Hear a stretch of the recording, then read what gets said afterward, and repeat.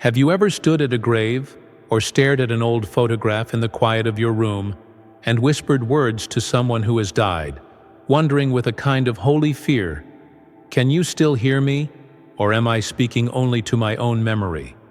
This question burns most fiercely when the love was deep, or when something important remained unsaid. An apology, a thank you, a simple, "I love you." Padre Pio saw what happens in that invisible space where your words seem to disappear. He saw that your voice does not fall into a void. He saw that the dead are not sealed in a fortress of silence, cut off from your love. He saw that the line of death is a veil, not a wall, a distance, not a disconnect. And what he saw transforms that trembling question, "Can my dead loved ones still hear me?" into a doorway of hope and responsibility. Padre Pio lived in a world where spiritual realities were not vague ideas, but vivid, concrete experiences. His body walked on dusty paths, heard confessions, celebrated Mass.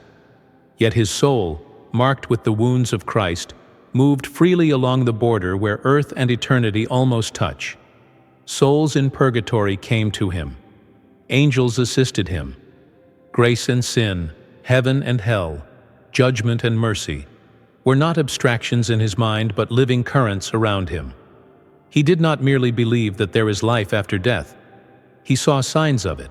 He did not simply accept the communion of saints as doctrine. He walked inside it. So when we ask whether the dead can hear us, we are not asking a speculative thinker.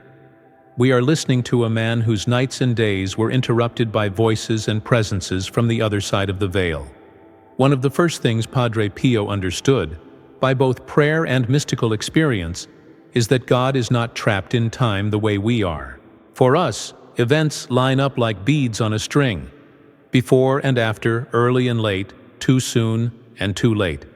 But for God, everything is present. Eternity is not an endless extension of time. It is a different mode of existence, in which all moments lie open before him like a landscape seen from a high mountain. This is why, when asked why he prayed for the happy death of a relative long deceased, he could say that for God all is an eternal present, and that prayers we offer now can be applied by God even to the hour of that person's death, years earlier in earthly terms. For Padre Pio, this was not wordplay. It was the description of a law of grace. Your prayer, when united to God, can pass through the corridors of time like light passing through glass, appearing in the exact room where it is needed most.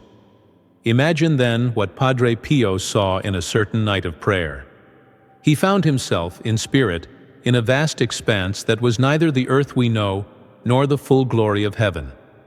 It was like a valley carved from gentle twilight, a place of waiting and purification, where shadows and light intertwined.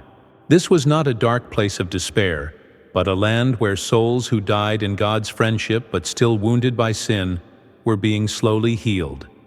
They were like travelers warming themselves at a distant fire, still feeling the cold of a long journey in their bones. Over this valley stretched a high, invisible sky, and from that sky descended countless threads of light. Some were thick and brilliant, like golden ropes. Others were thin and pale, trembling as if they might snap. Some glowed steadily, others flickered and went dark. Padre Pio realized in an instant. These threads were the prayers, masses, sacrifices, and words of love offered on earth for the dead. As he looked closer, he saw that each soul in that valley was connected to one or more of these threads. When a thread brightened, perhaps because someone on earth offered a sincere prayer, or a priest raised a consecrated host in suffrage for that soul, the soul connected to that thread stood a little straighter. Its face, which carried a kind of interior fatigue, became fresher, more hopeful. It was as if the soul were breathing in a rush of pure air. A weight lightened. A darkness cleared slightly. When a thread faded, because no one prayed, or because love on earth grew cold, that soul seemed to sag again, not in total despair, but in a slower, heavier longing. Padre Pio understood with a fullness beyond words that your prayer is not symbolic comfort. It is real help. It is a participation in God's own action on that soul. Then the vision became more precise. Padre Pio saw that when someone on earth spoke the name of a departed loved one with faith, something unmistakable happened in that valley. A soul would turn, not toward the sky alone, but as though listening in the direction of the earth. Not with ears, but with an interior capacity to receive love. When a child whispered, "Grandma, I hope you are with God," a small local brightness flared around a particular soul whose earthly life had been full of grandchildren, kitchens, and rosaries. When a widow, alone in her room, cried and said, "My love, pray for me where you are," another soul in that valley trembled with a recognition deeper than sound. The souls did not hear our voices acoustically. They heard through God. Words of faith, hope, and charity rose to God first, and from Him, like refracted light, they reached the souls who were held in His hands. This is the key. They hear you in God. Padre Pio also saw souls who received very few threads. He saw one soul in particular that seemed far from the central glow that filled the valley. It was not in the horror of the damned, but in a region where the distance from the dawning light was greater, like someone standing at the far edge of a clearing, watching the fire from afar. Around this soul, there were only a few thin, flickering threads. Most of its relatives had long stopped praying. Old resentments, unresolved wounds, or simple forgetfulness had strangled the flow of intercession. On earth, someone still living thought of this person only with bitterness and would say in the heart, "God will judge him. I want nothing to do with him." Padre Pio saw that those words did not erase the soul. God alone judges and decides, but they did leave that soul poorer in comfort, less surrounded by the warmth of charity. That soul still waited, still hoped in God, but the human part of the communion, your part, was nearly absent. In that moment, Padre Pio grasped the terrible dignity of our role. God does not need our prayers to be merciful, yet He chooses to weave them into His mercy. When we withdraw our prayer, we are refusing to stretch out the rope God desires to place in that soul's hand. Then he saw another soul much closer to the light. It shone with a gentle, steady radiance. Around it descended a multitude of threads, so many that they formed almost a luminous canopy overhead. Each thread was a prayer being offered somewhere on earth, at altars, in kitchens, on buses, in hospital beds. Some were formal, masses, rosaries, devotions. Others were simple sighs. "Lord, remember my father," spoken while washing dishes. Padre Pio noticed that, in life, this soul had not been famous for great deeds, but it had one constant habit. It prayed for others, especially for the souls in purgatory. It had offered small sacrifices, hidden acts of love, unheralded prayers for strangers, and for those who have no one to pray for them. Now, after death, that charity returned 100-fold. Many of the souls it had helped, now in deeper light, were interceding for it. The communion of saints is not a poetic phrase. It is a network of reciprocity. What you sow for others in prayer becomes, in God's time, a harvest of mercy in your own need. The vision shifted again, and Padre Pio now found himself spiritually present in a cemetery at dusk. The last light of the sun lingered on stone and grass. Names were carved into granite, some clear and fresh, others half erased by time. People walked slowly between the graves, carrying flowers, candles, rosaries. Some spoke out loud, others moved their lips without sound. Some only stood, hands in pockets, staring at a name that contained their world. To human eyes, it seemed like a quiet field of the dead. But Padre Pio saw another layer. Above the graves where someone prayed with faith, columns of soft, translucent light rose like incense. Each visit to a grave, each sign of the cross traced in the air. Each eternal rest grant unto them, O Lord, did something concrete. These pillars did not stop at the clouds. They pierced through and reached the valley of purification he had just seen. When a mother knelt by the grave of her child and whispered, "Can you hear me?" a light shot upward, and somewhere in God's mystery, that child's soul, if still in need, received comfort and purification. If already in glory, it received that love as praise of God and responded with intercession.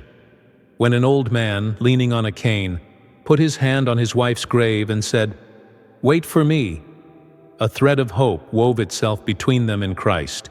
Padre Pio saw that no act of humble devotion in a cemetery is wasted. The souls do not feed on our tears, but they are strengthened by the prayer hidden inside them. And if sometimes you feel a strange peace when you leave the grave, as though you received more than you gave, it is because that love has begun to flow both ways. Then he noticed a lonely grave, abandoned by nearly everyone. The stone was cracked, the name barely legible. No flowers, no candles, no visits. Above it, almost no light rose. Only from time to time did a faint shimmer appear, like a tiny flame flickering against the wind. That little spark came from a woman praying elsewhere, perhaps at home or in a church, who had made it her habit to pray for forgotten souls, those who have no one to remember them.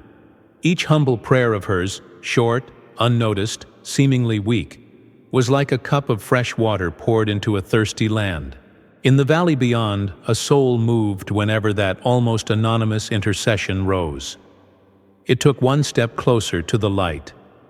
In that moment, Padre Pio understood in depth the majesty of hidden charity. You can be the only voice on earth calling down help on a soul whose name no one remembers, but whose existence burns forever in the heart of God. Yet the vision did not rest only in consoling images. It carried a sharp edge of truth. Padre Pio was shown that not every word spoken to the dead is fruitful. He saw a man in his room speaking to his deceased father with harshness. "You ruined my life. You never loved me. I hope you see how much you hurt me." These words, full of unresolved anger, did not rise as light.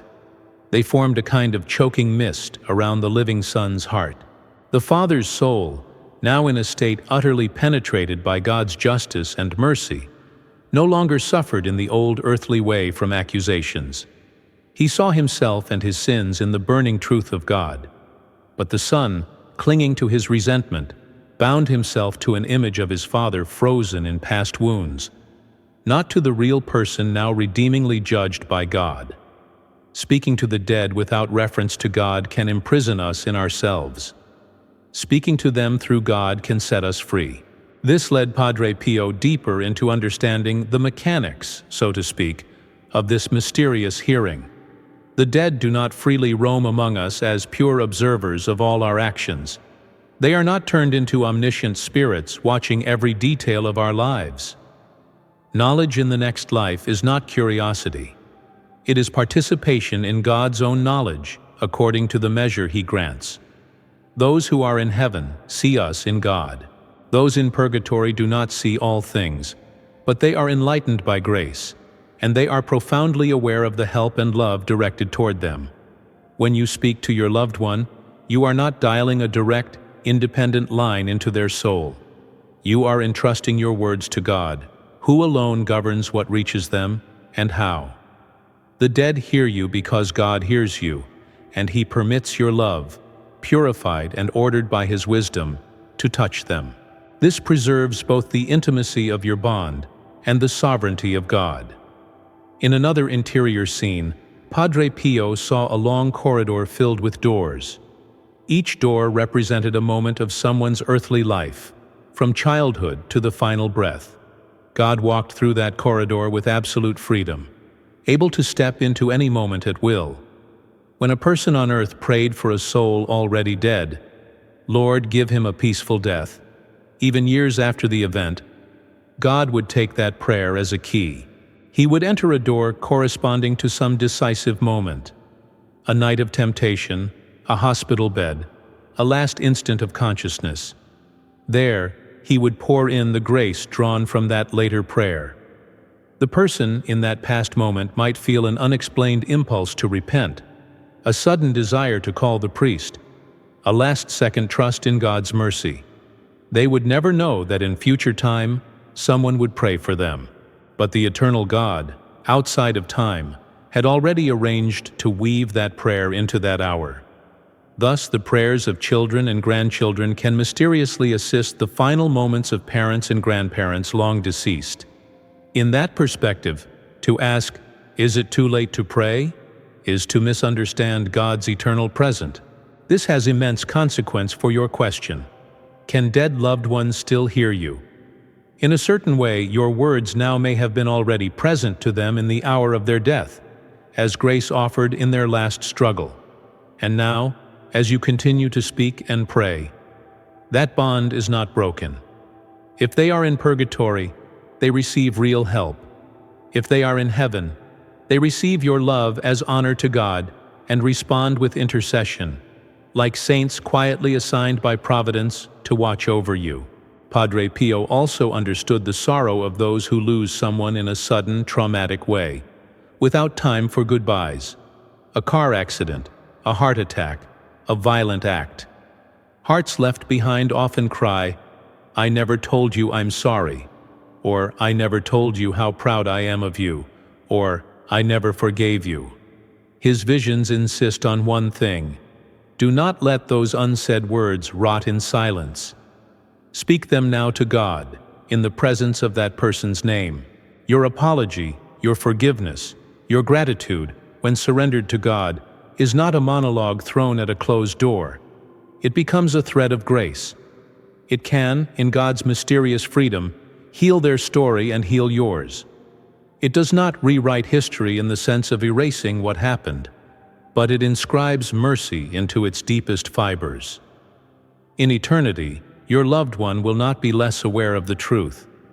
They will be more aware of how much grace surrounded their life, even from your later prayers. There is also the fear many carry. What if my loved one is in hell? Can they still hear me? Padre Pio's experiences kept him absolutely sober about the reality of hell, a definitive self-chosen separation from God. He trembled at the idea of a soul dying obstinate in mortal sin. The Church teaches that after death comes judgment, and the state of the damned is irrevocable. In that state, prayer no longer changes their fate. Yet even here, your prayer is not useless.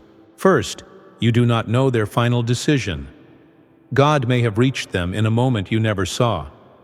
Second, your prayer, offered in trust, will never be wasted. If it cannot help that soul, God will direct its fruits to another in need.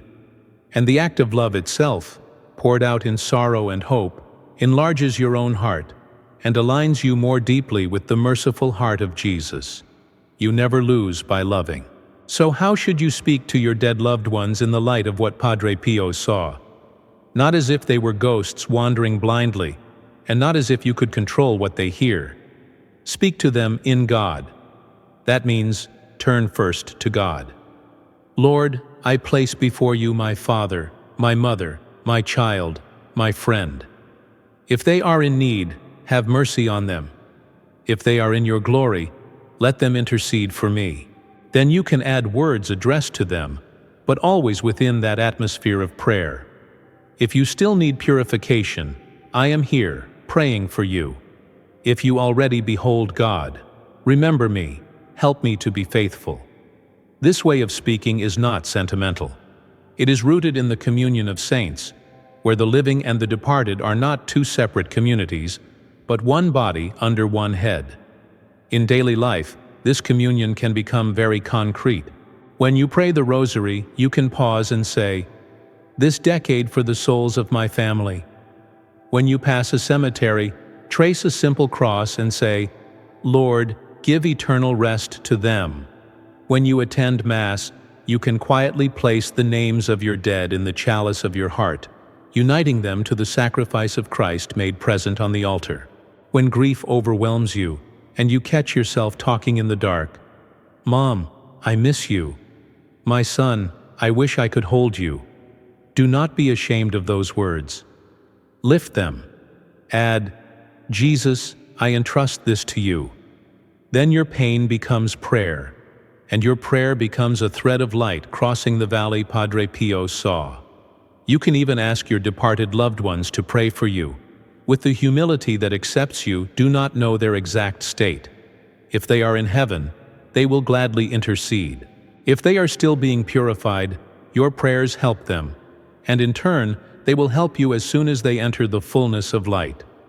Heaven does not erase bonds of true love. It perfects them in God.